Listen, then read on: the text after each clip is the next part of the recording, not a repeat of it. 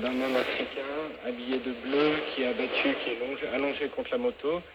L'autre photo, on a un deuxième corps où là, l'image est beaucoup plus difficile à regarder, en l'occurrence, puisque cet homme a été décapité et sa tête a simplement été posée sur son torse. Mais nous, c'est pas ça spécifiquement qui nous intéresse, c'est de regarder sur l'angle gauche de la photo, on a les mains d'un homme blanc avec un bout d'uniforme et ce sont ces éléments-là qui vont nous permettre d'identifier du mieux possible de quel type d'unité il s'agit. Quand vous tombez sur une photo comme ça, votre première réaction, c'est quoi? C'est d'essayer de comprendre ce qui se passe, d'identifier, ou alors c'est beaucoup plus théorique, c'est une émotion, un sentiment?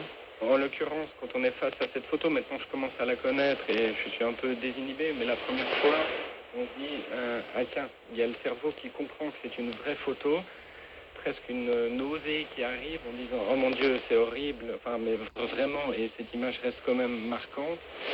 Mais après, il y a ce besoin de se dire, bah voilà, on doit documenter, on doit arriver à montrer où ça s'est produit le plus précisément possible, quand ça s'est produit, qui était présent. Et il y a ce besoin de récupérer un maximum d'éléments pour s'assurer que cette image soit retrouvée.